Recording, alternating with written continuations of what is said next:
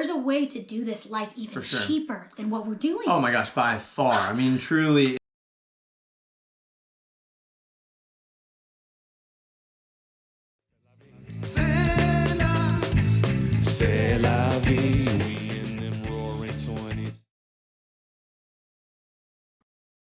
It is not expensive because guess what? You can do it all for less than $2,500 a month. For sure. I mean, that's the way people live regular. We're not a perfect example because we do have money coming in. We spend a fair amount of money. I don't know that we've done exact calculations, but I think we're averaging somewhere around $3,000 a month that we spend, which is not bad. I mean, that's not that different than what a lot of people spend in the US where we're from. And I would preface the fact that we are not extreme budget, extreme cheap and frugal living, but we are not bougie or fancy by any means. Honestly, I really think we're a great mix. We drink water everywhere we go. We share meals everywhere we go. We try to find accommodations that's less than, what, $45, $50 a night.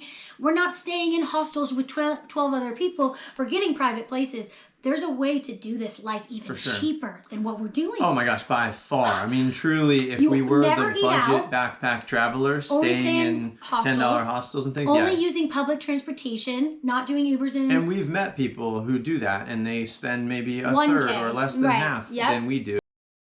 I'm a teacher. I'm a tutor online. I work with kids all over the world, and I'm making the same amount of money as I did in the classroom full time.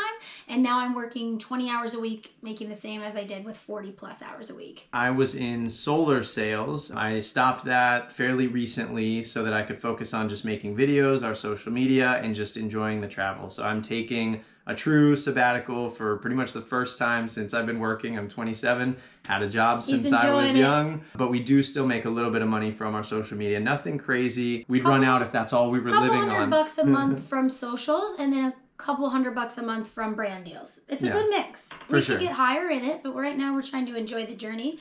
And there's a few other little odds and ends, like Newsbreak is something I learned about recently, where I'm basically creating content for the site that they're paying me for. I've made $600 on it so far in the last month. So, it's a side hustle. We do a lot of side hustles to bring in extra income to make us have a cushion. For sure, And I'm the breadwinner right now, so it's kind of a weird feeling bringing in the bacon, but you did cook it the other day. And I don't think there's a lot of great options out there. First, I mean, we are young and healthy. We hope that we will not have much need for any of that, but we do have health insurance for travelers, for international. It's like, I don't even want to name drop them because I don't know if they're good. Like, I don't know if that advice would be helpful. We have filed one claim because we got COVID in Costa Rica, and apparently there's some reimbursement for that, expenses that you would have to incur due to getting sick. It hasn't been resolved, and it's been a few months, so we really can't say much about that. There are options out there. There were ones that were more expensive than what we got. We pretty much got the cheapest of the cheap because that's what we hopefully will need. We pay $84 a month for the most basic level of if we needed to be helicoptered home to the United States. Basically, we pay out of pocket for everything, medicine, antibiotics, and stuff like that. We do use the company called Safety Wing if you are interested in doing your own personal research on that. The quick story that was the most impactful on this negatively is we got COVID in Costa Rica. We quarantined there, no biggie, but it was that we couldn't go to Ecuador and had to cancel a bunch of stuff because they require a PCR test. And we were fearful that we would take this test and still test positive even after not having any symptoms. That was kind of stressful. And that's what led to us going to Panama and Colombia in between. Yeah, we changed our whole flight. We changed a lot of things, and it was stressful, and it worked out, and we had great times in Panama and Colombia, places we weren't planning on going, and we went to those places because they had fewer restrictions.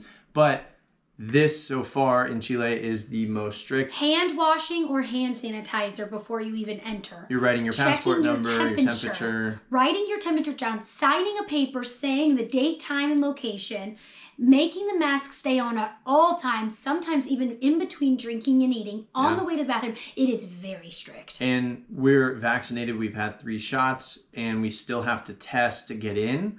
show a negative test, and you still have to take a mandatory test at the airport that they cover after you fly in, and you have to quarantine until you get those results, hopefully the next day. It's just a lot. You have to be on top of things, and you have to be respectful of each country. You know, we could sit here and complain that certain countries do certain things, but we decided to go there. Yeah. It's just very different everywhere. You just have to be mindful that places are going to be closed. I mean, the other day I was in Punta Arenas, Chile. Almost all the museums were closed, maybe partially because it's not really the high season anymore, but also probably partially due to COVID and this being the most strict country we've been in.